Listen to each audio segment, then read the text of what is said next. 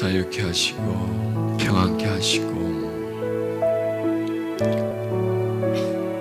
주님의 은혜와 위로가 우리 마음에 있게 하셔서 날씨가 추워도 우리 마음은 따뜻하게 해주시고 깜깜한 밤이어도 우리 마음은 밝게 해주시고 시련의 파도가 몰려와도 우리 마음은 잔잔하게 해주시고 사람들이 협박하고 놀려도 우리 마음은 언제나 주님의 평안에 있게 하소서. 걱정과 근심의 파도가 매일 두들겨도 든든히 견뎌내게 해주시고 주변에 사람이 없어도 외롭지 않게 해주시고 남들만큼 권세가 없고 성공하지 못해도 덤덤하게 해주시고 흔들리지 않는 마음을 주시옵소서. 언제나 우리의 마음 차분히 있게 해주시고 바람에 요동치지 말게 해주시고 물살에 휩쓸리지 말게 해주시고 외부 온도에 얼었다 녹았다 하지 않게 해주소서. 다른 사람만이 가졌다고 그 가진 것 탐하지 말게 해주시고 어떤 사람 높아졌다고 그 높아짐을 시기하지 말게 해주시고 삶이 어려움이 왔다고 해서 좌절하지 말게 해주시옵소서. 비틀거리지만 중심을 바로잡게 해주시고 잠깐 길을 잃지만은 표류하지 않게 해주시고 넘어지지만은 바로 일어날 수 있는 그런 담대한 마음을 가진 주님의 자녀가 되게 해주시옵소서. 우리의 심령이 매우 약하고 병들어 있습니다. 찬바람만 불면 독감 걸리고 조금 음식 상한 것 먹으면 배탈 나는 그런 연약함을 가지고 있습니다. 저항력이 없습니다. 우리의 마음의 면역력이 너무나 많이 떨어져 있어 쉽게 시험에 걸리고 작은 일에 두려워하고 작은 소리에 깜짝 놀라고 작은 움직임에 소스라치는 그런 나약함이 우리 속에 있습니다. 상처받은 마음의 특징이며 상한 마음에 나타나는 현상입니다. 주여 담담하게 해주시고 담대하게 해주소서. 두꺼운 외투를 입고 있는 것처럼 추위에도 떨지 않게 해주시고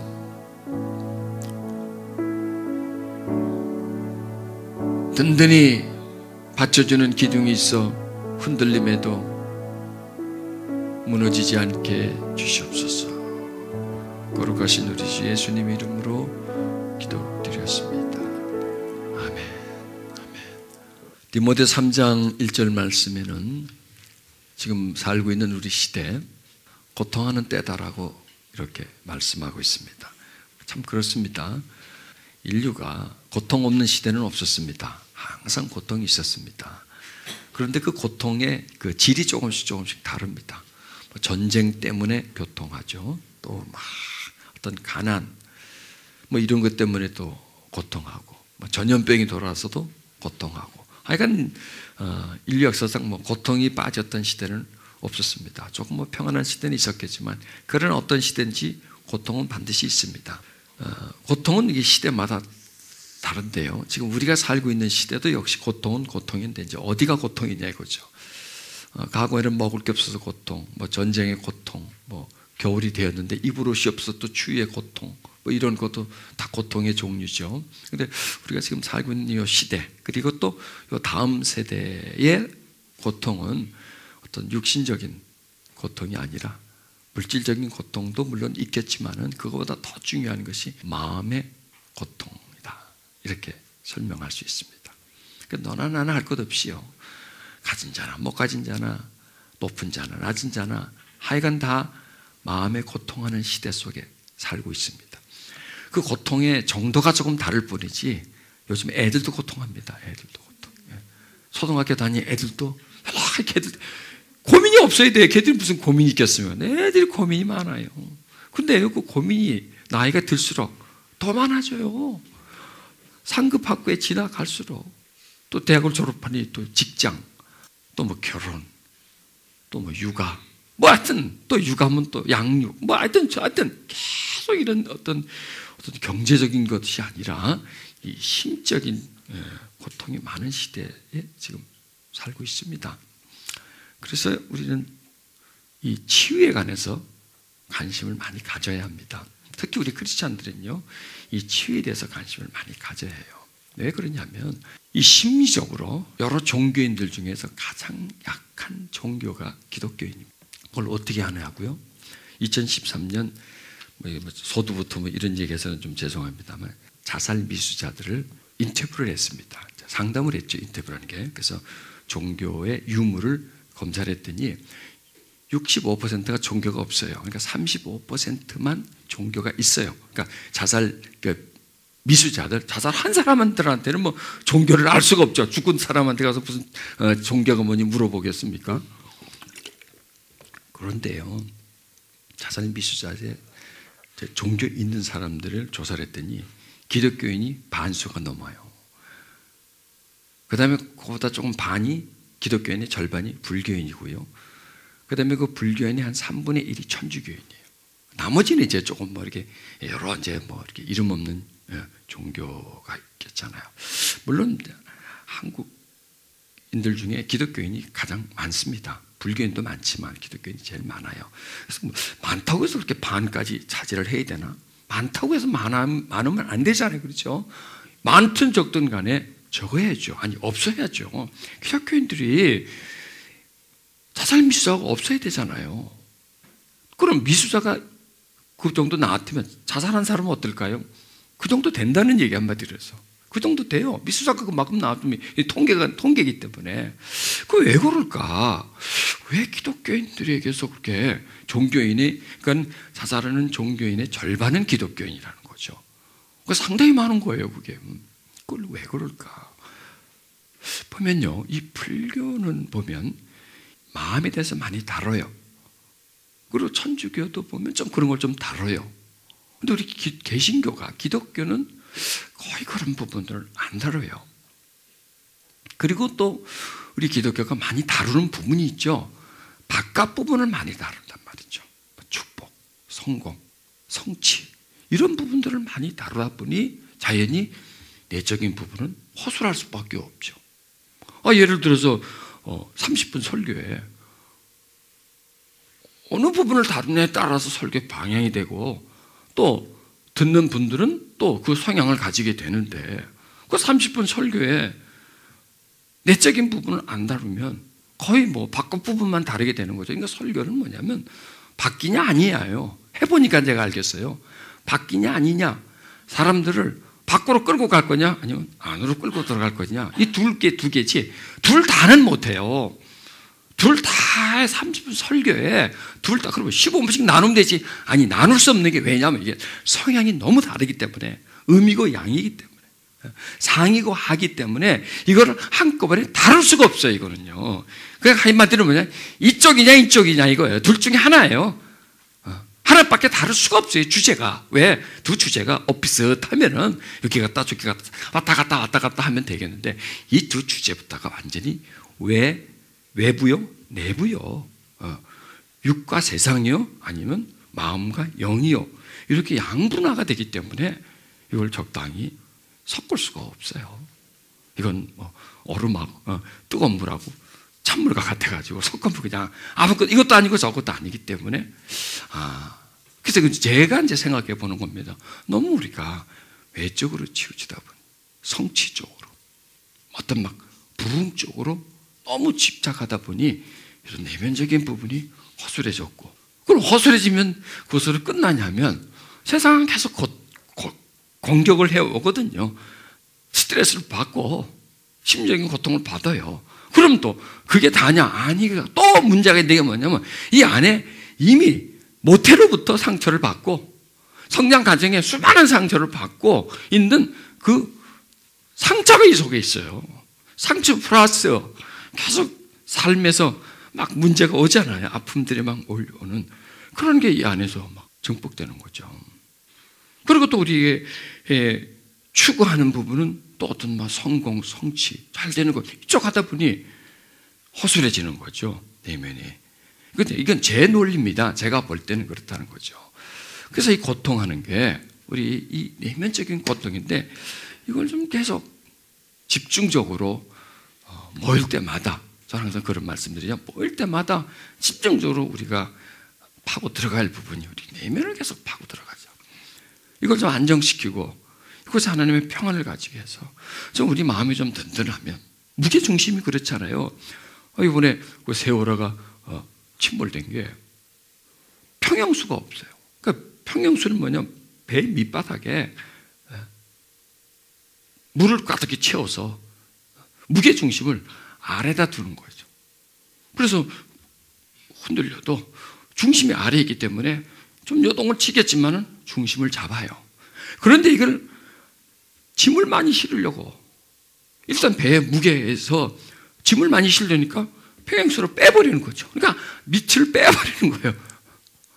그러니 밑은 텅 비어 있고 그 위에다가 짐을 실었는데 그냥 가만히 가면 쭉 가면 괜찮아요. 그런데 뭐 커브를 튼다든지 아니면 갑자기 바람이 분다면 밑이 허술하니까 받쳐주지를 못하니까 그냥 자빠지는 거죠. 뭐 그냥.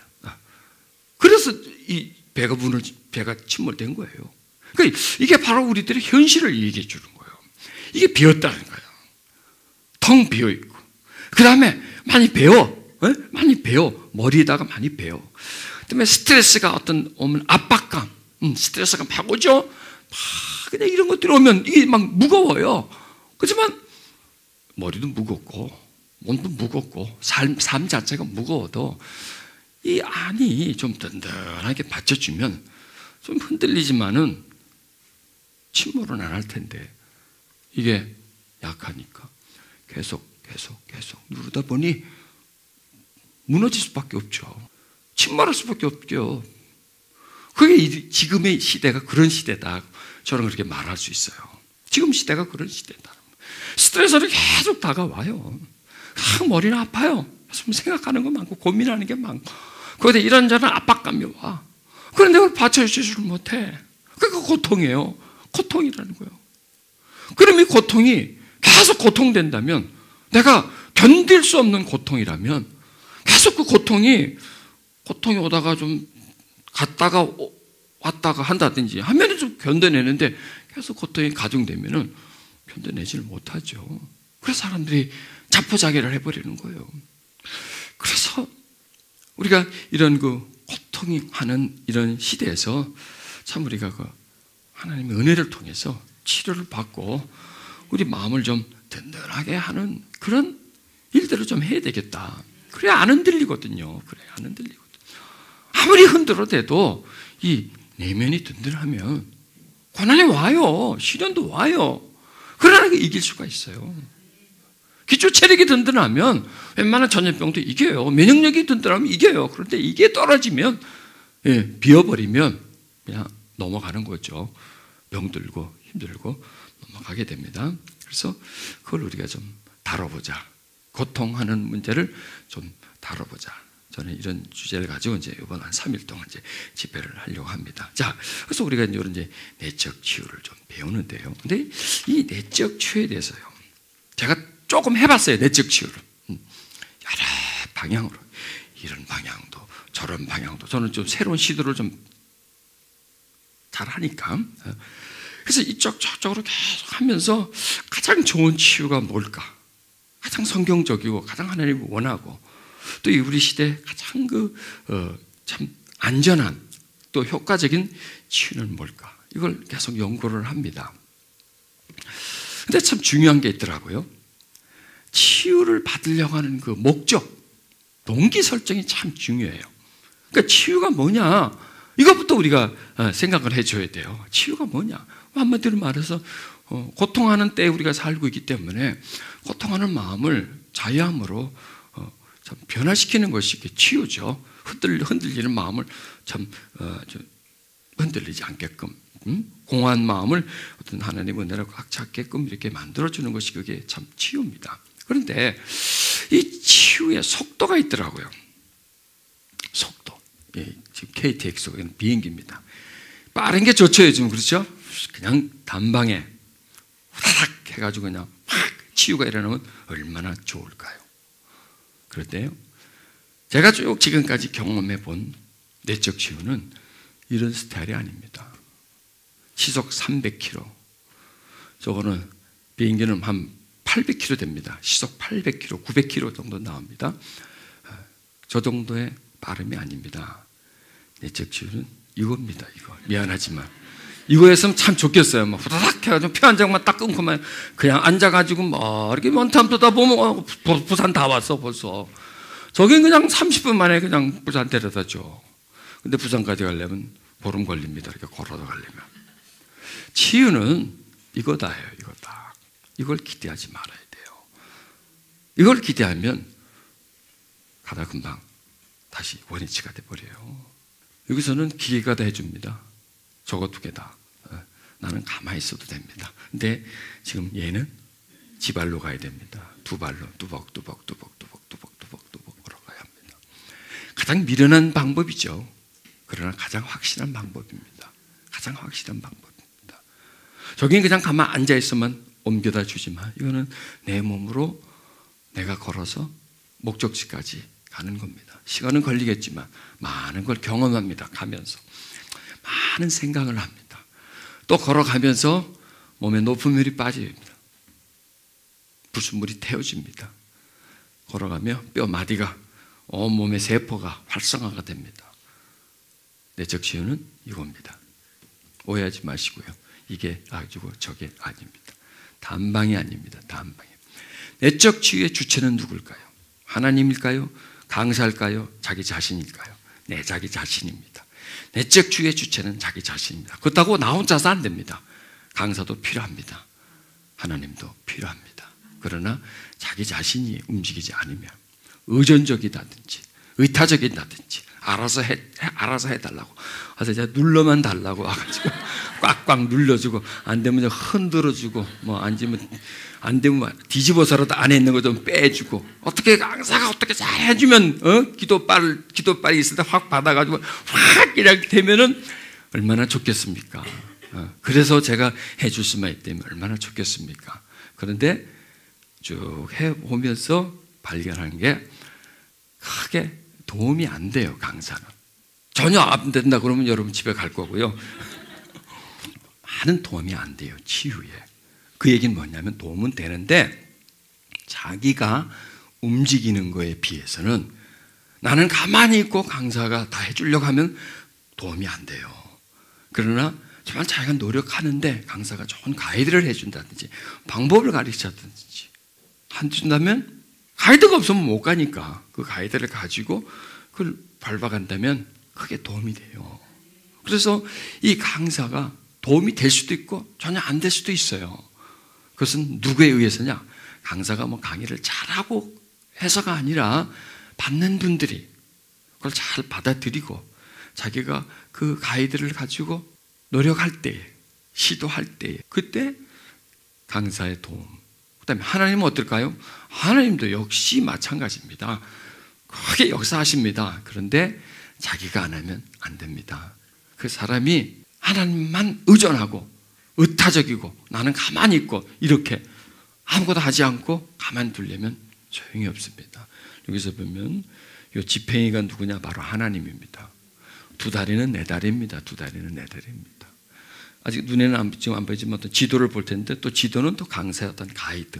그래서 하나님과 또 강사의 가이드와 그 다음에 자기 자신이 합쳐서 먼 길을 가는 겁니다. 하루 살아간다. 가만 한번 생각해 보십시오. 상처라고 하면 아까도 말씀드렸습니다. 모태에서부터 시작돼서 오늘까지 나하고 살아온 게 바로 상처입니다. 그런데 오늘 그냥 이걸 다 뜯어내 버리겠습니까? 오늘 이게 싹 나한테 빠져나가 버리겠습니까? 아닙니다. 물론 그렇다고 해서 살아온 시간만큼 한다면 그건 너무나 길겠지만은 그 많은 것들을 한꺼번에 해결되는 부분이 아닙니다. 왜냐하면 이런 것들이요, 어디 숨어 있는지 아세요? 내 세포 속에까지 숨어 있어요. 내 햇바닥 밑에 숨어 있고요, 내 눈동자 속에 들어가 있고요, 내 이 고막 속에도 기어 들어가 앉아 있고요, 내 손끝에도 있고요, 내 발끝에도 있고요. 하여간 이 상처가 내 몸에 잠식되어 있지 않는 부분이 하나도 없어요. 뿌리가 깊이 내리면 그 실뿌리가 얼마나 땅속 깊이 파고 들어갑니까? 그 땅속에 있는 자양분을 빼내려고 계속 뿌려나고, 거기에 또 뿌리가 나고, 거기에 또 뿌리가 나고, 계속해서 땅에 있는 땅으로 확장돼가죠. 상처가 바로 그렇다고요. 우리 지정의에, 마음과 생각에, 습관에, 언어에 하여간 뿌리를 깊게 내리고 있어요. 근데 그걸 잡아 쫙 빼버립니까? 그럼 죽어요. 그러면 그거 다 빼버리면. 그걸 서서히 바꿔가는 겁니다. 그렇다고 해서 시간이 많이 걸리는 것도 아니에요. 그렇다고 해서. 그러나 갑자기 단방에는 안 된다는 거예요. 이걸 천천히. 그래서 어느 한 시점에서, 그 시점에서 이렇게 꺾어져서 그리 나가는 겁니다. 그래서 시간이 좀 걸린다. 그래서 우리 너무 급해, 그죠? 단방에 해버리려는데 단방은 없습니다. 자, 그래서 이 치유의 그 속도는 이런 것이 아니고 걷는 거다. 천천히 한 걸음 한 걸음. 왜냐하면은 상처가 어디서 나오냐면 생활 속에서 나오죠. 딴 데서 안 나와요. 생활 속에 나와요. 이 아까 이 고통이 어디냐? 생활 속의 고통이에요. 인간관계의 고통, 갈등, 이런 게 다 고통이에요. 내가 막 고민하는 거, 그런 것도 고통이고, 다음에 잘 되는 거, 막 시기 질투하는 거, 역시 그것도 고통이고요.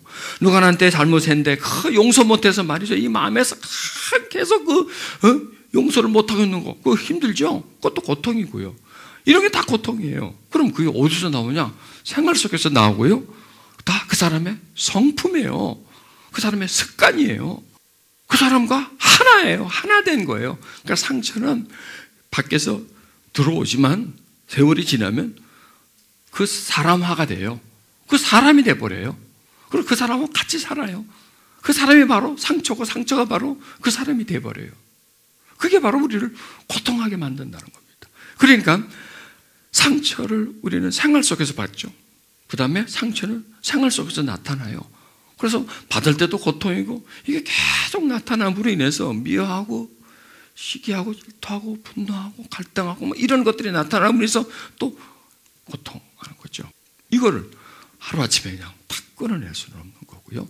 차근차근히 자기를 살펴보면서 한 걸음 한 걸음씩 가야 합니다. 그 다음에 내적 치유는, 그런 치유를 누구 위해서 받느냐 이거예요.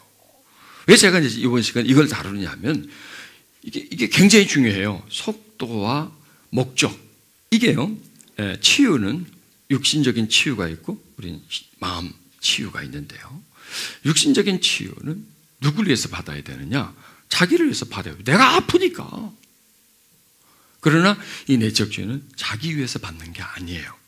이렇게 한번 물어봅시다. 한 사람이 몸이 아파요.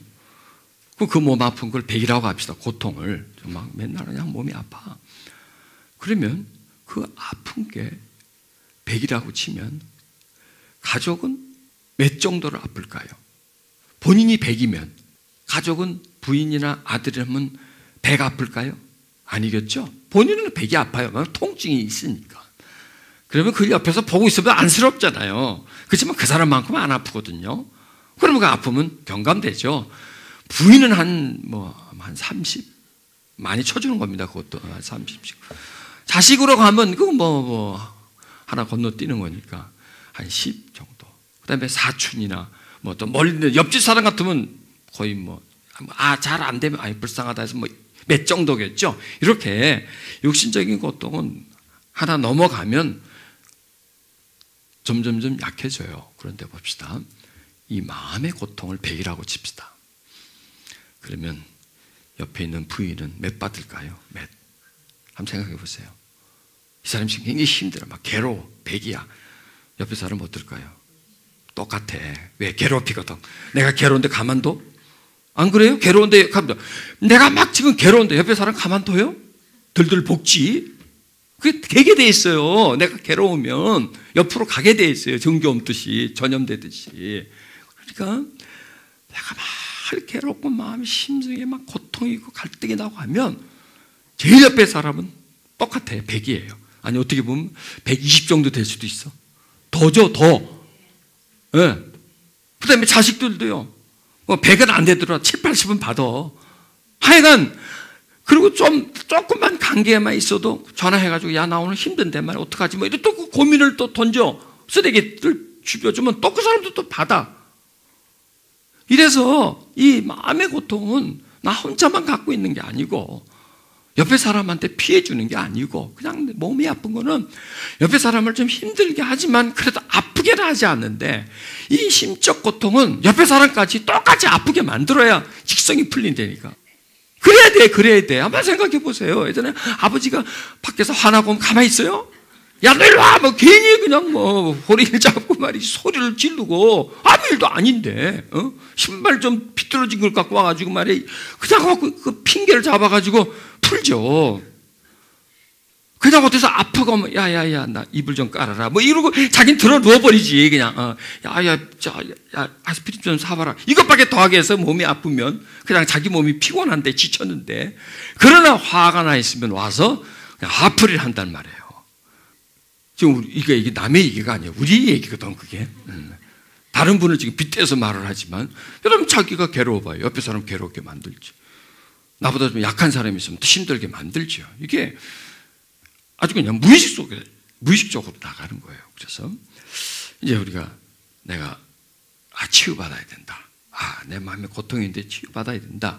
근데 치유의 속도는 단순간이 되는 게 아니고 차근차근하게. 그리고 치유의 주체는 누가 와서 어떻게 해주고 하나님이 그냥 기적적으로 어떻게 해주고 그게 아니라 하나님 말씀을 통해서 또 가이드를 통해서 내가 그걸 지켜가면서 실행해 가면서 차근차근 하면서 나를 고쳐가는 거다. 그런데 또 왜 고치느냐? 내가 왜 고쳐야 되느냐? 이 고쳐야 되는 건 나를 위해서가 아니다라는 거예요. 그래서 우리가 고쳐야 되는 게 이제 하나님이 사랑하는 자 내 영혼이 잘된 같이 범사가 잘되고 강건하게 내가 이게 치유의 메시지입니다. 영혼이 잘되라는 거죠. 범사가 잘되고 강건하라. 영혼, 심령이죠. 그 다음에 범사하는 일, 그 다음에 강건, 우리 신체적인 강건, 그것을 강구합니다. 자, 로마서 5장 1절에 그러므로 우리가 믿음으로 의롭다 하심을 얻었은즉 우리 주 예수 그리스도로 말미암아 하나님과 더불어 화평을 누리자. 자, 우리가 치료를 받아야 하는 제1의 목적은 뭐냐? 하나님 때문입니다. 왜? 하나님 때문이에요. 하나님과 뭘 누리기 위해서? 화평을 누리기 위해서. 상처를 우리가 치유받아야 하는 목적은 뭐냐? 관계를 위해서입니다. 나 혼자만을 위해서가 아니라 나와 관계하는 사람들과 잘 살려고 한마디로 말해서 혼자 사는 게 아니거든요. 인간은 혼자서 잘 사는 건 아무 재미가 없어요. 같이 잘 살아야 돼요. 음식도요. 아무리 맛있는 음식이라도 혼자 먹으면 맛없어요. 별로 맛없는 거라도 둘이서 이야기하고 먹으면 맛있어요. 아무리 좋은 경치도요. 혼자 보는 거하고 옆에 있는 사람하고 같이 보면서 좋지? 참 좋아. 어떻게 생각해? 뭐 이렇게 서로 나누는 거지.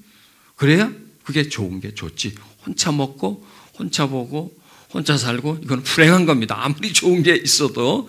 그래서 이 상처는 뭐냐면 상처 치유의 목적은 뭐냐? 좋은 관계를 가지고 행복하게 살려고 한다고 하는 거죠. 그렇다면은 우리가 맺고 있는 관계 중에 가장 제1의 관계, 가장 중요한 관계는 어떤 관계냐? 하나님과 우리와의 관계입니다. 하나님과 나, 하나님과 여러분 이렇게 1대1 개인적인 관계고요. 인격적인 관계예요. 그래서 그 관계가 좋아야 돼요.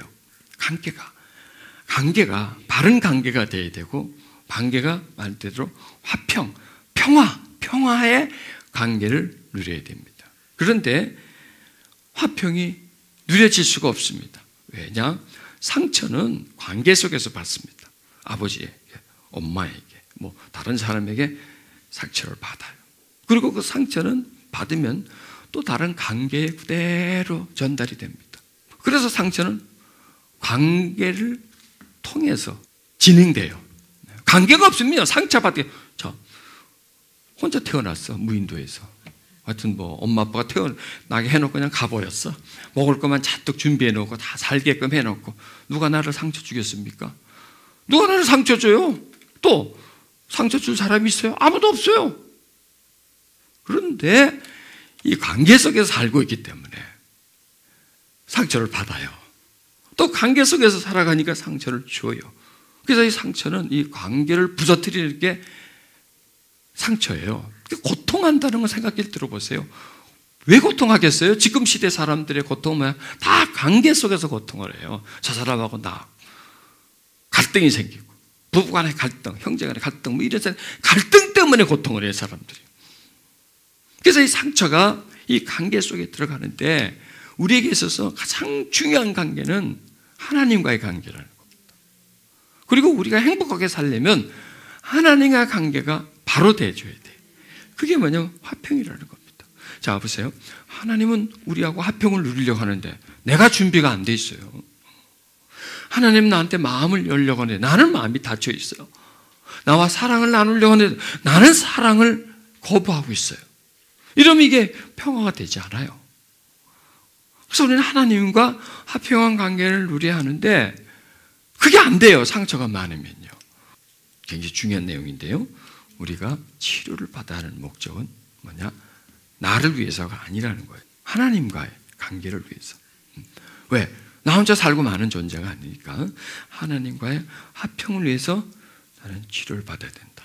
하나님과 잘 지내기 위해서, 하나님과 평안을 누리기 위해서 나는 치료를 받아야 된다. 여러분, 하나님 우리를 자녀 삼으셨고 구원하셨잖아요. 그런데 나 이렇게 생각해 봐요. 여러분도 한번 생각해 보세요. 하나님 왜 나를 구원했지? 왜 나를 자녀 삼았지? 거지가 돼갖고 불쌍하기 때문에 냅두면 그냥 지옥 갈 테니까 그냥 천국에 데려가려고 나를 구원했을까? 물론 그 말도 맞아요. 틀린 말은 아니에요. 그런데 맞는 말은 아니에요. 정확한 말은 아니에요. 최종적인 목적이 아니에요. 우리를 구원하신 목적의 최종적인 목적은 뭐냐? 화평을 누리기 위해서였어요. 구원한 목적이 우리를 불쌍해서 구원했지만 그것으로 끝이 아니고 그냥 불쌍해서 구원했어. 알아서 그냥 우리 집에서 살아. 그냥 저 아래가 살아. 이렇게 해서 어디다 갖다 놓는 게 아니고 물건처럼 그렇게 그냥 주워다 놓는 게 아니고 화평을 누리기 위해서 우리를 구원하셨다. 화평을 누리기 위해서. 그런데 구원을 하셨는데 화평을 누릴 수가 없어요. 왜? 상처가 너무 많아, 이 속에. 관계에서 받은 상처가 관계는 그대로 다른 관계로 갑니다. 참 이게 무서운 거예요. 성장 과정에 받은 관계가요, 엄마한테, 아버지한테 받았어. 가족간이 받았어. 그럼 끝나야 될 거 아니에요, 그걸로. 근데 그게요, 그대로 가요. 내가 관계하는 쪽으로. 그대로 가서, 요때 그 관계 속에 있었던 그 불화가 내가 관계 맺은 사람. 그때는 보세요. 관계에서 주는 그쪽이고요. 나는 주가 아니었어요. 그냥 관계인데 나는 예속된 관계였었죠. 부모하고 자식 간에. 그 상처를 받았다면 이제 내가 가서 성장해서 내가 주가 되고 또 다른 관계가 있었을 때 그 관계가 그대로 재현돼요. 어디든지 재현이 돼요. 이 관계는 어디를 가든지 간에 이 관계는 이 성장 과정의 관계가 어떤 관계에서 계속 재현이 되니까 힘든 거예요. 그래서요, 성장 과정에 힘든 상처를 많이 받고 힘들게 참 괴로움을 많이 받은 분들의 삶은 미안하지만 행복하지는 못해요. 왜? 이게 항상 따라다녀요. 괴로움이, 고통이 항상 따라다니면서 자꾸 고통을 만들어요. 다시 이 속에서 관계 속에서 아픔이 오는 거에 또 다른 관계 속에서 다른 사람과 관계 속에서 내가 어느 가정의 일원이었는데 이제 내가 성장하면 가정의 어떤 주체가 되잖아요. 아버지가 되고 어머니가 되고 자녀가 되고 주체가 돼요.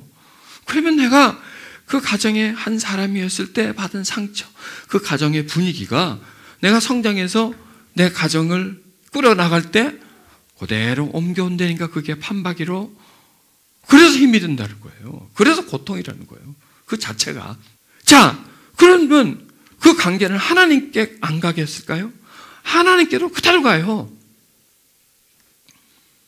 그러니까 하나님하고 화평하지를 못하는 거예요. 편안하지는 못하는 거예요. 자꾸 무섭고 떨리고 좀 불편하고 어색하고 다가가기가 좀 힘들고 이런 게 다 이 상처받은 것 때문에. 자, 유아기 때, 어릴 때 나는 약자였습니다. 부모는 강자였습니다. 보통 강약의 관계가 어디든지 강약이 있잖아요. 강약이. 강자, 약자. 상처는 강자가 약자에게 줘요.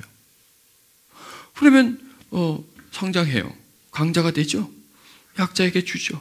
그럼 또 어느 상황에 가면 나보다 더 강한 사람이 있잖아요. 강한 사람에 가면 기가 죽어요. 왜? 나보다 일단 강자이기 때문에. 자, 그러면 하나님은 나에게 있어서 강자인가요? 약자인가요? 강자죠. 천지 만물을 지었고 우주 만물을 지으셨으니까 강자죠. 그러니까 나는 그 앞에서 약자다라는 그런 개념을 가지게 돼요. 그리고 어색해져요. 힘들어져요. 그러면 강과 약은 화평의 관계가 됩니까? 강대국하고 약소국하고는 이거는 서로 화평할 수가 없어요. 이거는 예속돼야 돼요. 강과 약은 화평할 수가 없어요. 강도 약도 아닌 그런 그 관계, 화평한 관계, 그 관계만이, 인격적인 관계만이 화평을 누릴 수가 있어요. 근데요, 상처를 많이 받으면 모든 사람을 대할 때 비인격적인 존재로 대해요. 그게 뭐냐면 강약의 논리로 대해요. 강약. 나보다 강하냐 약하냐, 잘났냐 못났냐, 그러니까 비교죠. 비교. 크냐 작냐, 뭐 똑똑하냐 똑똑하지 않나, 이걸로 사람을 대해요. 그래서 좀 똑똑하다, 좀 강하다 싶으면 있잖아요, 뭐 이렇게 나가고, 좀 약하다 싶으면 글쎄요 뭐 이런 식으로 이렇게 좀 탁 좀 거만하게 나가고. 이게 자기가 그러고 싶어서 그러는 게 아니에요. 몸에 배었어요. 이게요, 수천 년부터 한국 역사 속에 흐름 속에 계속 강약의 논리가 계속해서 흘러 들어와서 우리 유전자 속에 있다니까. 나도 모르게 이렇게 나온대. 그런 유전자를 가지고 태어났어. 또 그런 가정에서 자랐어. 지금 사회는 어떤가요? 사회가 그런 사회 아닌가요? 많이 좋아졌지만은 그래도 조직 사회에서는 강약의 구분이 뚜렷해요. 상하가 뚜렷하게 돼 있어요. 특히 한국은 이 조직이 강하잖아요. 학교도 조직이요. 또 뭐 조폭들만 조직이 아니라 어디 가도 교회도 조직이, 다 조직에서 계급이 다 나눠져 있어요. 그래서 그 계급에 들어가면 나는 어느 그룹으로 들어가는 거예요. 나이 탁에서 나이도 찬물도 순서가 있게. 이렇게 어떤 게 다 어떤 그 보이지 않는 어떤 규칙이 그 속에 있어요. 그리고 거기에 딱 가면 자기 자리를 찾아가야 되고 자기 위치를 찾아야 되고, 이런 어떤 강약, 상하, 이런 계단식으로 쭉 되어 있기 때문에 그런 너무나 우리가 익숙해져 있었던 거예요. 그런데 그 강약 논리에, 그러니까 하나님하고 나하고 딱 따지면 등급이 몇 등급이 나눠지면 하나님은 최상급이고 나는 최하급이거든, 인간이기 때문에. 그런 걸 화평을 못 누려요. 그걸 깨뜨리세요. 하나님과도 깨뜨리고요, 사람하고도 깨뜨리세요. 사람은 강이고 약이고 없는 거예요. 그냥 사람이에요. 좀 많고 적고, 그건 단순히 소유예요. 배웠어 들배웠어 그냥 머리통 속에 들어가 있는 어떤 지식의 양이에요. 그것이 인간이 아니에요. 인간은 고유의 어떤 가치가 있지, 그 가치에 뭔가를 더 안다고 해서 올라가고 낮아지고 그러는 게 아니에요. 그냥 동등해요. 다 동등해요. 우리는요. 우리가 동등하게 대접을 받았어야 되는데 동등하게 대접을 못 받은 거예요. 그게 상처예요. 그리고 우리가 치유를 받으면 가장 우리에게 나타날 게 뭐냐? 너하고 나하고 동등하다는 거예요. 나는 너보다 높을 것도 없고 너는 나보다 낮을 것도 없고, 너는 나보다 잘난 것도 없고 나는 너보다 못난 것도 없고, 나도 너보다 잘난 것도 없고, 조금 더 있다면 이거는 한 부분이다. 예를 들어서요, 내가 지금 비싼 반지를 낀다고 합니다. 이게 1,000만 원짜리 반지, 내가 이걸 딱 꼈고 내가 격이 달라집니까? 이거 꼈다고 해가지고 아니죠. 이거는 그냥 껴있고 벗겨지는 거잖아요. 물건일 뿐이에요. 내가 돈을 많이 가지고 있다 거부라고 해서 내 격이 달라집니까? 그냥 거기다 덧붙여 놓은 거예요. 고유의 나의 자체가 아니라 거기다 달라붙어 있는 거예요. 내가 어떤 학위를 가지고 있다고 해서 내가 막 어떤 고귀해집니까? 박사학위를 받아도 고귀해집니까? 아니에요.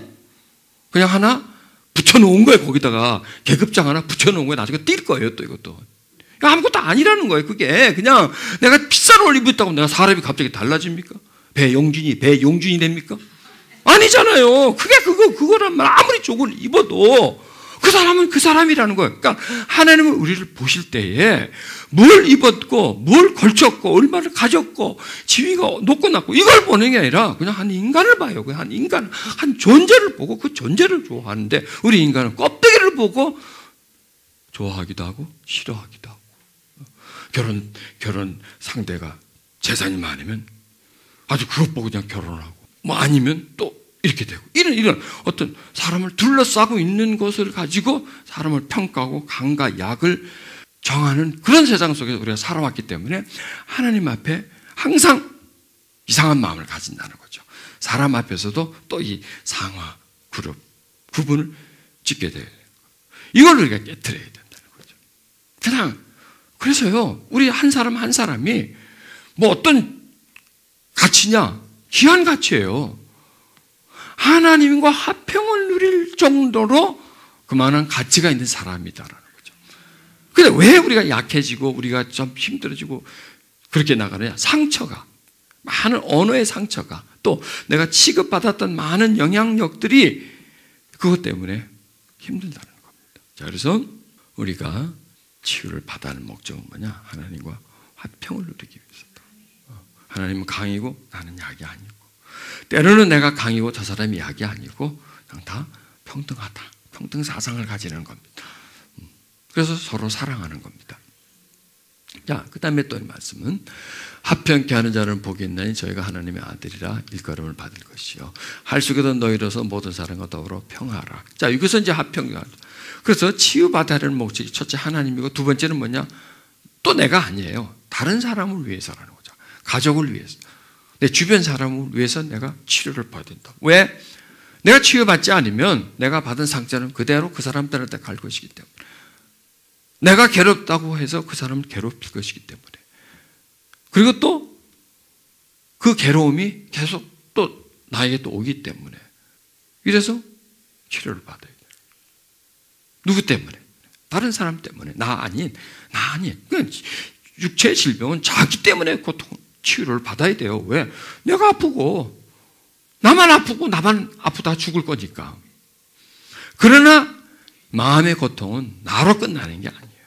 이 마음의 고통을 가지고 있으면 하나님과 화평하지 못하고 또 가족과 화평하지 못하고 행복하지 못하고 아니 더 이상 또 괴롭힐 거고 나도 괴롭지만 또 그 사람들 괴롭힐 거고 그래서 내가 치료를 받아야 된다. 자, 그래서요 이렇게 설명하면 됩니다. 무슨 일이 있어도 치료를 받아야 돼요. 무슨 일이 있어도. 어떻게 해서든지 간에. 어떻게 해서든지 간에 치료를 받아야 돼. 그러니까 독한 마음을 가져야 된다니까. 뭐 받으면 좋지. 받으면 좋지. 이렇게 하면 못 받아요. 여러분 병 들었어요. 뭐 나으면 좋지. 이런 사람들 병원 안 가요. 죽지 그러고. 왜 병원을 가요? 왜 약을 먹어요? 왜 비싼 돈을 그 사람들 갖다 줘요? 어떻게든 나으려고. 돈이 얼마가 들든지 간에 내가 건강하려고. 일찍 안 죽으려고. 마찬가지예요. 우리가 왜 치료를 받느냐? 무슨 일이 있어도 치료를 받아야 돼. 누구 때문에? 하나님 때문에. 하나님 때문에. 누구 때문에? 내 가족들 때문에. 누구 때문에? 그 다음에 나 때문에. 이런 순서를 가지세요. 이런 순서를. 그래서 나는 무슨 일이 있어도 치유받아야 된다. 무슨 일이 있어도 나는 하나님과 화평해야 된다. 치유하는 목적은 하나님과 화평하고 사람들과 좋은 관계를 맺기 위해서 나는 받아야 된다. 치유는 선택인가요? 아니에요. 이건 선택이 아니에요. 이거는요. 필수예요. 이거는 필수. 안 받으면 안 돼요. 그래야 우리가 하나님과 화평해져요. 그래야 우리가 편안해요. 그래야 내가 행복해요. 그렇지 않으면 그게 안 돼요. 자, 그래서 이 치유에는 성부의 뜻과 성자의 뜻과 성령의 뜻이 이 치유 속에 포함이 되어 있습니다. 제가 내적 치유에 대해서 쭉 이렇게 강의를 하다가 이제 책으로 지금 이제 정리하려고 하니, 이거는 이제 참 이게 좀 정리가 돼요. 이 부분에 대해서. 왜 우리가 치유가 필요한가? 그래서 치유는 받아도 되고 안 받아도 되는 건가? 자, 보세요. 구원 받아야 돼요, 안 받아야 돼요? 받아야 되죠, 그죠? 구원은 받아야 돼요. 그 다음에 구원은 필수예요, 선택이에요? 필수죠. 그럼 구원 받았으면 치유는 선택이라고 생각하는데 아니에요. 치유도 필수예요. 구원을 받았으면 치료를 받아야 돼요. 왜요? 그게 하나님과 합평할 수 있는 길이기 때문에. 구원을 받았지만은 하나님과 합평하지는 못해요. 왜? 이 속에 상처가 꽉 차 있으니까. 자격지심이 꽉 차 있고, 피해의식이 쌓여 있고, 강자에 대한 어떤 깊이 성향이 이 속에 있기 때문에 하나님 앞에 하나님과 이렇게 정말 친밀한 관계를 누리지를 못해요. 그러면 그게 합평이 아니에요. 구원을 받았지만 합평하지를 못해요. 하나님 우리를 구원한 것은 구원하고자 함이 끝이 아니라 화평하고자 함입니다. 여러분, 이런 말하면 여성분들이 좀 기분 나지 몰라도 결혼해요. 밥 해줄 여자가 필요해서 결혼해요? 아니죠? 결혼을 하는데, 애 낳아줄 여자가 필요해서 결혼을 해요? 그건 아니잖아요. 그죠? 행복하기 위해서 결혼을 하죠. 그 얘기가 하나님이 우리를 구원하신 게 단순히 구원하기 위해서 구원이 아니라 구원하고 구원한 그 자녀와 합평하게 지내려고, 나를 더 행복하게 해주려고. 한마디로 말해서 하나님이 합평하면 하나님이 좋아요, 내가 좋아요, 내가 좋지, 그렇잖아요. 하나님이 좋을 게 뭐 있어요? 우리가 좋죠. 그래서 우리를 행복하게 해주려고. 왜? 그래야 내가 너와 행복하게 살기 때문에 하나님은 우리를 구원하시고 화평하게 해주신다는 거죠. 하나님은 우리를 치료하시는 하나님이십니다. 성자는 나를 보내서 마음이 상한 자를 고친다고 하셨습니다. 그 영광의 풍성을 따라 성령으로 말미암아 너의 속사람을 강건하게 해준다고 그렇게 말씀하십니다. 그래서 하나님은 구원의 하나님이십니다. 그러나 그 구원의 하나님이 역시 우리를 치료해 주시는 그런 하나님이시다라는 겁니다. 그리고요, 구원과 치유를 이렇게 동떨어지게 생각하지 마십시오. 구원과 치유는 동전의 앞뒷면과 같다. 동전의 앞뒷면과 같다. 그렇다고 해서 구원을 안 받고 치유만 받는다, 이거는 말이 안 되는 얘기예요. 구원을 받아야 돼요. 구원이 가장 먼저입니다. 그리고 구원을 받고 자녀가 되고, 그 다음에 이제 그 자녀된 사람을 하나님이 치료해 주셔서 이제 더 건강한 상태로 만들어 가는 거죠.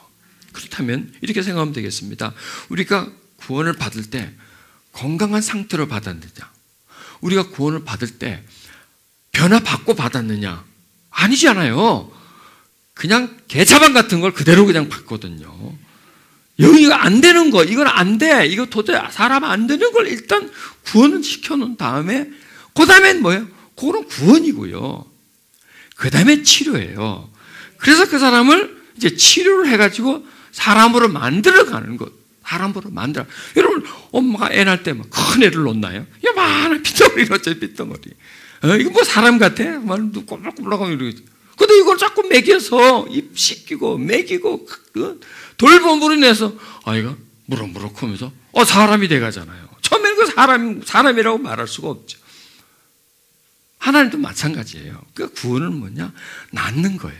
애를 낳은 거고요. 치유는 뭐냐? 계속 그 지속적인 돌봄. 그래서 돌봄을 통해 가지고 아이를 성장시켜서 반듯한 한 사회인으로 자기 가정을 꾸려 나갈 수 있는 가장으로서 이렇게 만들어서 내보내는 겁니다. 이렇게 살아가도록. 그게 이제 엄마 아버지의 그 의미죠. 하나님도 마찬가지입니다. 구원은 뭐냐? 애를 낳은 거라고 생각하면 됩니다. 태어난 거예요. 세상에 태어난 거예요. 그럼 구원은 끝이냐? 아닙니다. 계속 이제 합평해야죠. 뱃속에 있을 때는 아이와 못 놀아요. 그런데 딱 생산하고 나면 그 다음에 아이하고 그때도 못 놀아요. 재미가 없어요. 근데 여기 막 빵긋빵긋 웃고 말이죠. 말을 하고 어떤 액션을 취할 때 그때 막 기쁘죠. 행복하죠. 그 하나님도 마찬가지예요. 나눴는데, 구원시켰는데, 이게 좀 더 가깝게 오고 다가와고 그걸 안기고 해야 되는데 자꾸 도망가. 비실비실 자꾸 이렇게 그냥 왔다 갔다 빼. 좀 다가가면 다가와야 되는데 그냥 멀찌감치 자꾸 도망가. 이러면 이게 합병이 안 되는 거죠. 하나님 사랑하면 그 사랑에 껌뻑 와서 달려들어야 되는데 그 사랑에 그냥 사랑을 받아들이고 사랑을 나누고 즐겨야 되는데 이쪽에서는 하려고 하는데 저쪽이 자꾸 도망가. 왜? 무서워서. 저쪽은 무서워서. 상처 때문에, 피해의식 때문에 막 하나님을 기피하는 거예요. 강자기 때문에. 그리고 또 이제 다가올 때는 뭐냐? 뭘 좀 얻어먹으려고 다가와. 뭘 좀 달라고. 주세요. 또 먹으면 또 싹 입 닫고 또 싹 가. 이런 관계예요. 그리고 또 필요하면 또 와. 이런 관계 말고 하나님은 사랑의 관계, 친밀한 관계를 가지기를 원하는데 그게 바로 치유다. 이렇게 설명하면 되겠습니다. 그래서 치유는 이 예배가 바로 치유다. 예배 속에서. 또 어떤 성경 공부도 그것도 하나의 치유다. 왜? 양육이기 때문에. 양육이고. 그러니까 계속 이런 치유가 우리의 그 구원 이후에는 치유가 계속해서 구원을 계속 성장시켜주는. 왜냐하면 구원은 하나의 관계잖아요. 그렇죠? 구원 이전과 구원 이후는 뭐예요? 관계 맺음이에요. 자녀와 아버지. 예수님은 나의 주님으로의 관계 맺음입니다. 근데 관계라는 것은 딱 맺어지면 끝인가요? 아니죠. 맺어지고 나서 그 관계는 계속해서 더 관계가 돈독해져야 되죠. 그럼 돈독해지려면 뭐야? 교류가 있어야 되잖아. 사랑이 있어야 되니까 그 관계의 중심에 사랑이 없으면, 반대로 관계의 중심에 어떤 이기적인 목적이 있다면 관계는 그냥 그러고 말아요. 그냥 이웃집 사람이에요. 그냥 아는 사람이에요. 그냥 나가 아는 사람인데 그 사람은 나한테 보험이나 하나 들었으면 하는 그런 보험 세일즈맨이에요. 왜? 이기적인 관계이기 때문에. 어떤 목적, 얻어내려고 하는 목적. 저 사람을 사용하려고 하는 목적이라는 겁니다. 그래서 그 관계는 끝이에요, 거기서. 우리도 마찬가지예요. 하나님과 구원이라는 걸 통해서 자녀가 됐다면 관계를 맺었는데 그 관계는 이쪽에서는, 하나님 쪽에서는 사랑으로 나오는데 나한테서는 이기적인 게 나와요. 뭔가를 얻어내려고 해요. 돈 받으려고 해요. 그럼 뭐가 될까요? 그게 합평이 안 되는 거예요. 내 마음과 네 마음이 다른 거예요. 나는 따뜻함으로 다가가는데 저쪽은 차가움으로 받아들여요. 나는 그냥 이타적으로 다가가는데 저쪽에는 나를 이렇게 이기적으로 대해요. 그러면 이게 엇박자가 나지 않습니까? 거기서 합평이 깨지는 거예요. 그게 제일 중요해요, 여러분. 저는 참 중요하다고 생각해요. 그게 뭐냐? 구원만큼 중요하다고 생각합니다. 구원으로 관계가 맺어졌다면 그 구원이 이제 더 돈독해져야 되는데 이쪽에서 워낙 이기적으로 살아왔기 때문에, 이쪽에서 워낙 계산적으로 살아왔기 때문에, 또 모든 관계 속에서 상처를 받고 정말 사랑을 받고 주고 이렇게 막 이런 친밀감이 없이 살아왔기 때문에 상대방과 친밀감을 나눌 못해요. 그런데 사람하고도 못 나누는데 하나님하고는 더더욱 못 나누죠. 하나님하고는. 왜? 하나님하고 나하고는 격이 다르거든. 그분은 하늘에 있고 나는 땅에 있고, 그분은 영이고 나는 육이고, 이렇게 격이 다르기 때문에, 존재가 다르기 때문에 나를 사랑해? 하나님 나를 사랑해? 이해가 안 돼. 사람이 나를 사랑해? 이해가 돼요. 왜? 밥도 사주고 돈도 주고 뭐 같이 영화도 보러 가고, 그러면 그게 어떤 이해가 되는데 하나님 나를 사랑해? 그게 이해가 안 되는 겁니다. 바로 그게 마음이 다쳐서 그렇다는 거죠. 병들어 있는 마음 때문에 그렇다는 겁니다. 그래서 예수님이 이 땅에 오신 목적도 구원하고자 함이지만 역시 그것도 치유예요. 십자가에 십밖에 못 받아도 우리 죄사이죠. 그것도 하나의 치유예요. 치유는 뭐냐? 내 스스로가 못하는 걸 해주는 거예요. 하나님이 대신해 주는 거예요. 자녀 삼아주는 것도 하나의 치유예요. 나의 자녀로 받아들여지는 겁니다. 고아였던 나를 자녀로 받아들인 거예요. 구원도 역시 하나의 하나님이 나를 자녀로 받아준 어떤 그런 하나님의 치유. 그래서 치유란 굉장히 중요한 용어예요. 그 치유 자체가 그냥 뭐 아픈데 건강해지고 이게 아니고요. 그걸로 끝나는 게 아니고 이건 정말 구원과 아주 깊이 연관되는, 왜? 치료가 있어야 하나님을 알아가요. 왜냐하면 상처를 받았다는 것은 딱딱하게 굳어 있다는 건데, 굳은 마음으로서는 하나님을 몰라요. 굳은 마음으로서. 마음이 풀리고 부드러워질 때 비로소 하나님을 조금씩 알아가요. 딱딱한 돌에다가 물을 분들 그 돌이 물을 받아줍니까? 근데 그 돌이 부드러운 흙이 되면, 물을 부으면 흙이 물을 받아들이면서 물을 알아요. 예를 들어서 이 물을 내가 피부에다 부은다고 합시다. 물을 알아요? 몰라요? 몰라요. 물을 몰라요. 물 맛을 모른다는 거예요. 그런데 먹었어요. 이거 물맛 좋네. 아는 거예요. 들어가니까 그 물을 내가 소유하기 때문에, 내 속에 들어오기 때문에 참 좋네. 이걸 아는 거예요. 딱딱한 마음은 하나님이 사랑이 가도 마치 돌에 물 붓는 식으로 그냥 흘러버리지 안으로는 안 들어가요. 그래서 상처받은 마음은 딱딱한 마음이에요. 굳은 마음이에요. 돌 같은 마음이에요. 안으로 들어가질 않아요. 딱 굳어져 가지고 친밀이 안 돼요. 하나는 돌이야, 하나는 물이야. 연결이 안 되잖아요. 부드러운 흙이야, 하나는 물이야. 물과 흙은 섞여버리잖아요. 흙 속으로 물이 들어가잖아요. 흙이 물을 빨아들이잖아요. 그리고 흙이 물을 빨아들이면 생명이 있는 흙이 돼요. 거기에 이제 뭔가를 심으면 나게 되죠.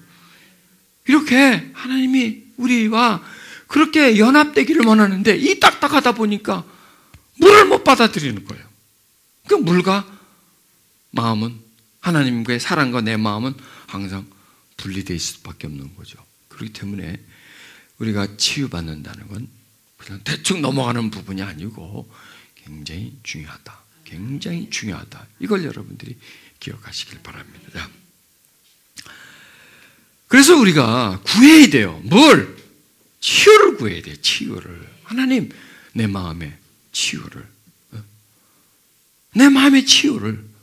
돌같이 굳어진 내 마음이 치유를 받아서 좀 자유해지고 평안해지고 하나님의 위로를 좀 더 알고 깊이를 더 발견하는 그런 치유를 내가 받기를 원합니다 하고 그걸 구해야 돼요. 자, 그런데요, 우리 시대가 뭘 구하느냐? 축복물을 구한다는 거죠.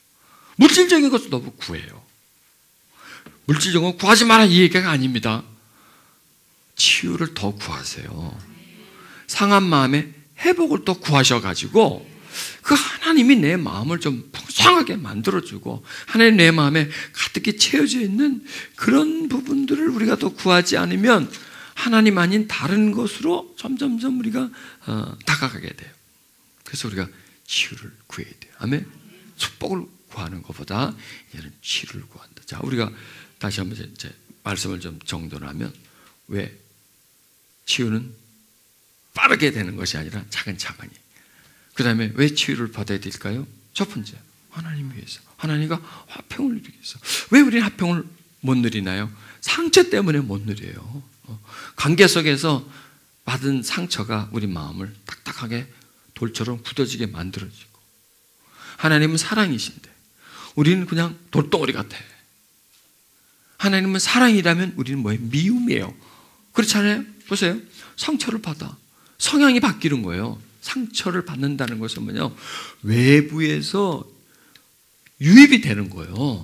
돼서 그 마음을 바꿔버려요. 마음이라는 게 그래요. 마음은요, 자꾸 바뀌어요. 뭐 때문에? 외부의 어떤 충격에 의해서.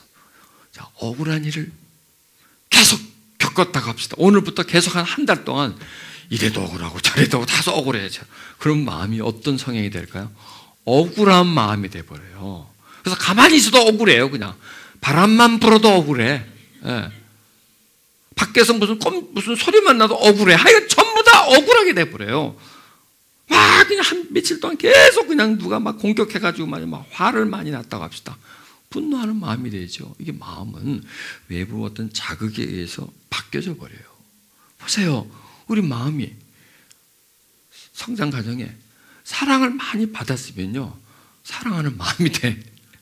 그런데 사랑을 못 받고 서러움을 많이 받았어. 섭섭함을 많이 받았어. 사랑 안 해주면 뭐예요? 미움이에요. 그래서 저 사람 왜 나를, 아버지 왜 나를 사랑 안 해주지? 내가 미워서 안 하는 거예요. 한마디로 말해서. 사랑 안 해주는 게 미운 거예요. 그럼 그런 걸 많이 받다 보니 성향이 부정적이 돼버리죠. 자, 그런 성향과 하나님의 성향과 부닥치면 이게 연결이 되지 않잖아요. 그게 바로 상처의 특성이에요. 그래서 우리가 구해야 돼요. 뭘? 하나님, 내 마음이 치유되기를. 왜 내가 치유되어야 되죠? 하나님과 화평을 누리고 하나님과 사랑을 나누기 위해서 나는 치료받아야 돼요. 그 다음에 또 나는 치유받아야 돼요. 왜? 나 때문에 저 사람들이 너무 괴로워요. 내 가족이 너무 괴로워요. 왜? 내 자녀들이 너무 괴로워요. 왜? 내가 아프다 보니까 부정적인 소리 하지요. 내가 힘들게 하지요. 잔소리 하지요. 내가 비난하지요. 야단치지요. 부정적인 소리를 하지요. 은연중에 내가 거기다 또 내 또 상처가 많다 보니까 사랑 못 해주지요. 그들을 너무 내가 힘들게 해요. 그래서 하나님, 나는 치료받아야 돼요. 나 때문이 아니고 하나님 때문에, 그 다음에 내 가족 때문에 하나님, 나는 치료받아야 돼요. 나한테 상처가 많아요. 하나님, 나를 치료해 주세요. 내 잔을 좀 채워주세요. 생수로 내 잔을 채워주세요. 내 성장 과정에 너무나 많은 아픔이 나를 짓누르고 있어요. 옛날에 아팠는데요, 지금도 아파요. 옛날에 상처 준 그 말 한마디가요, 지금도 나를 계속 아프게 해요. 이 시간 우리 구하십시다. 하나님, 내 잔을 생수로 채워주십시오.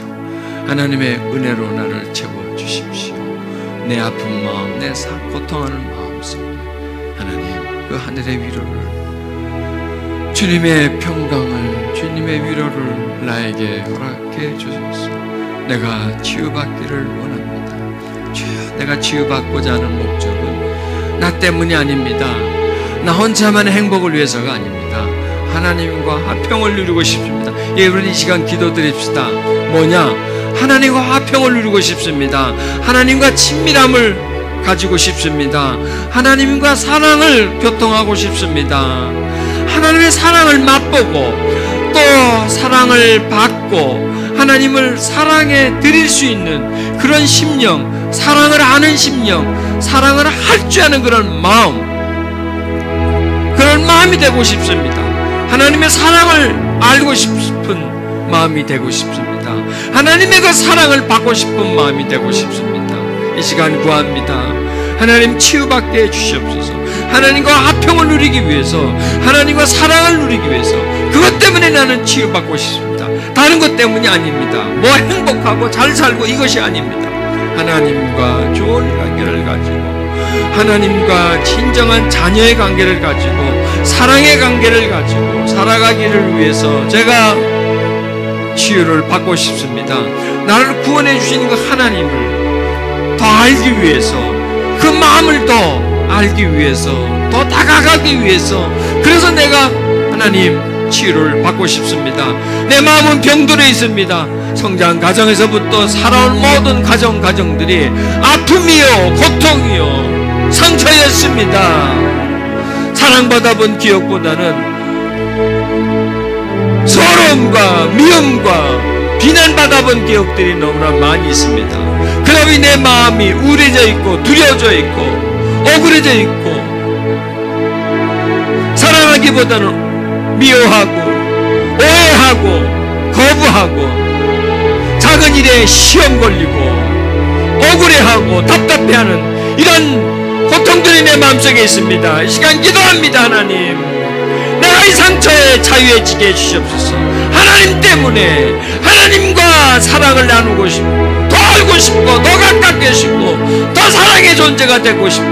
하나님, 이 시간 구합니다. 하나님, 나 치유받고 싶습니다. 나 치유받고 싶습니다.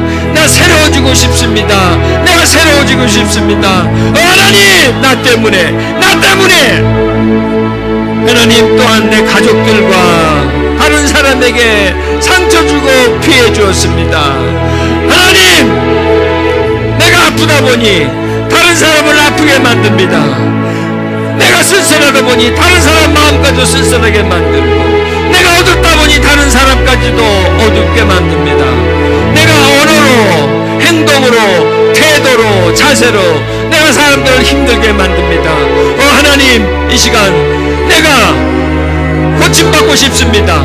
그 상처의 늪에서, 상처의 테두리 안에서 벗어나고 싶습니다. 내 돌덩어리 같은 내 마음에 하나님 임해 주시옵소서. 나를 치료해 주시옵소서.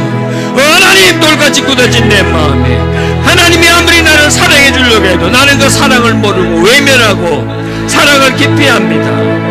무한한 그 사랑을 나는 도망가고 있습니다. 그래서 나와 하나님과는 거리가 멉니다. 나와 하나님이 전혀 친밀감이 없습니다. 전혀 나는 하나님의 사랑을 못 느끼는 딱딱한 가슴을 안고 살아가고 있습니다. 그리고 하나님, 그럴 뿐만 아니라 다른 사람에게 부정적인 말과 또 비난의 말과 상처 주는 말들을 끊임없이 쏟아내고 있습니다. 하나님, 그래서 행복하지를 못합니다. 늘 같은 관계 속에 있습니다. 시기하고 질투하고 미워하고 비난하고 헐뜯고 억울해하는 그런 상처의 사람입니다. 이 시간 구합니다. 하나님, 구합니다. 하나님, 치료받고 싶습니다. 회복하고 싶습니다. 새로워지고 싶습니다. 하나님, 내 마음의 병든 마음에서 벗어나고 싶습니다. 도와주시옵소서.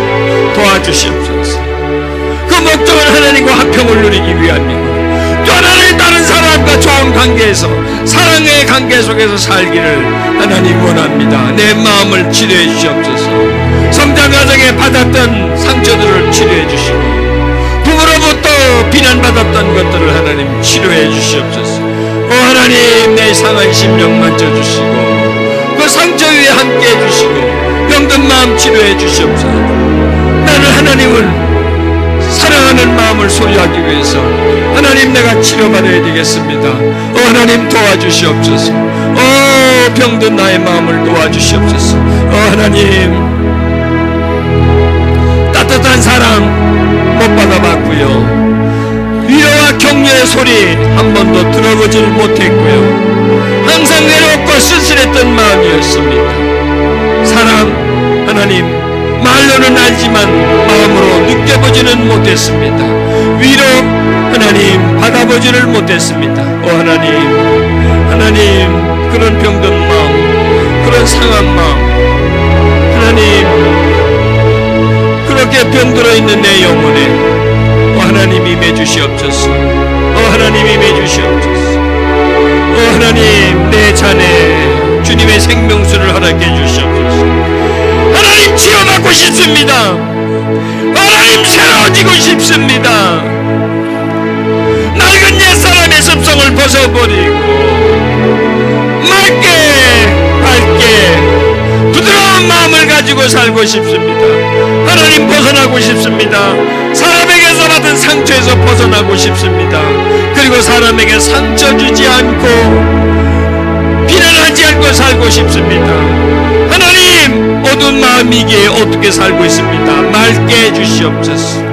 하나님, 나의 빈잔에 당신의 생수를 채워주시옵소서.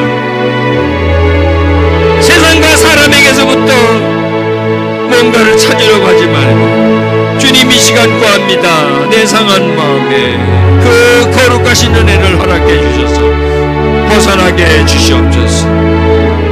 돌덩이 같은 내 마음이 옥토처럼 부드러지게 해주셔서 나에게 부어주시는 그 생수를 받아 마시게 해주시고 흠뻑 적게 해주시고 그 생수가 내 심령 속에서 강물처럼 흐르게 해주셔서 생명 있는 마음, 부드러운 마음, 자유한 마음이 되게 해주시옵소서. 하나님, 도와주시옵소서. 하나님, 치유받고 싶습니다. 하나님, 치유받고 싶습니다. 하나님을 위해서 치유받고 싶습니다. 하나님을 위해서 치유받고 싶습니다. 싶습니다. 여러분 간절히 기도하십시오. 바로 하나님 때문에 치유받고 싶습니다. 하나님과 좋은 관계로 하나님을 더 아버지로 삼고 하나님을 더 믿으면서 그 사랑 속에 살기 위해서 나는 치유받고 싶습니다.